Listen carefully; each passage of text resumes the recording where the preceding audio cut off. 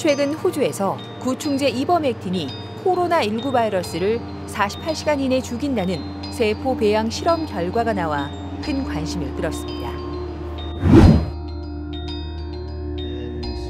코로나 사태를 끝낼 구세주가 되지 않을까 하는 기대감에 전 세계의 관심이 집중됐는데요. 그러나 대다수 전문가들은 세포 배양 실험에서 나온 결과이기 때문에 아직 갈 길이 멀다는 의견입니다. 그러니까 생체 내에서 실험을 하느냐 아니면 그냥 시험관 내에서만 하느냐. 그러니까 요거는 그냥 시험관 내에서 밖에서 그러니까 그 생명체하고 전혀 관계없이 이 물질이 그냥 바이러스하고 이렇게 서로 바인딩 했을 때 바이러스를 줄여주는 게 확인이 된 건데, 쉽게 말씀드려서 지금 여러 가지 효과가 있는 약물들이 막 나오고 있잖아요. 근데 그 중에서 후보 물질이 하나 더 추가됐다는 수준 정도로만 이해하시면 돼요. 트럼프 대통령이 효과를 강조하는 말라리아 치료제 클로로퀸은 이버맥틴보다는 훨씬 앞서 있다는 평가입니다. 앞서 트럼프 대통령은 지난 5일 정례 브리핑에서 미국이 2,900만 투약분에 클로로퀸을 비축하고 있다고 발표했는데요. 더불어 클로로퀸의 최대 생산지인 인도가 수출 금지를 선언하자 무역 보복까지 거론했던 터라 트럼프 대통령의 행동은 확신에 가깝다는 분석입니다. 결국 인도 정부는 트럼프 대통령의 경고에 수출 금지를 해제했습니다. 하지만 전 세계 보건 전문가들은 클로로퀸의 효과에 대해서는 아직 부족하다며 신중한 입장을 보입니다. 환자의 상태에 따라 항말라리아제인 클로로퀸을 쓸지 에이즈 치료제인 칼레트라를 쓸지 등에 대한 기준이 전혀 없다는 겁니다. 클로로퀸만 하더라도 이미 논문이 나왔어요. 독성이 강해서 쓰기가 상당히 어렵다. 이 논문도 이미 나왔어요. 그러니까 클로로퀸도 듣는 사람이 있겠죠. 어떤 사람한테 듣는 사람이 있겠죠. 칼레트라도 마찬가지고, 칼레트라도 굉장히 간 독성이 강한 약물이거든요.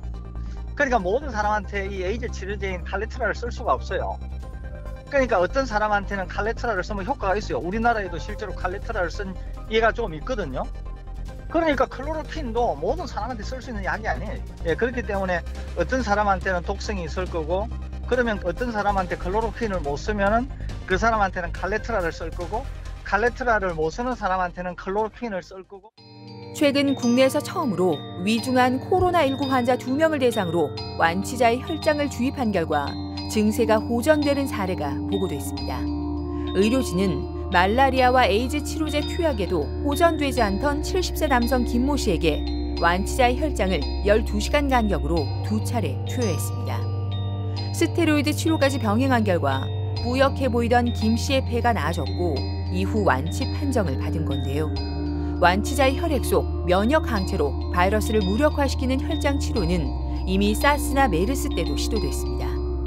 의학적 근거는 아직 부족하지만 치료제나 백신이 없는 상황에 중환자 치료의 대안이 될 수 있습니다.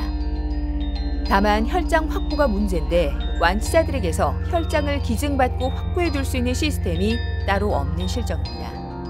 혈장 치료라는 게 좋은 면만 있는 게 아니라 부작용들도 많이 있을 수 있거든요. 혈액으로 인해서 옮길 수 있는 감염의 문제라든지 코로나를 악화시키는 그런 부작용도 생길 수가 있어요. 그런 거를 고려해서 조심스럽게 시도돼야 되는 치료라고 생각을 하고요. 지난 6일 치료제를 기다리는 간절한 바람이 구충제 이버맥틴을 실시간 검색어 1위에 올려놨습니다.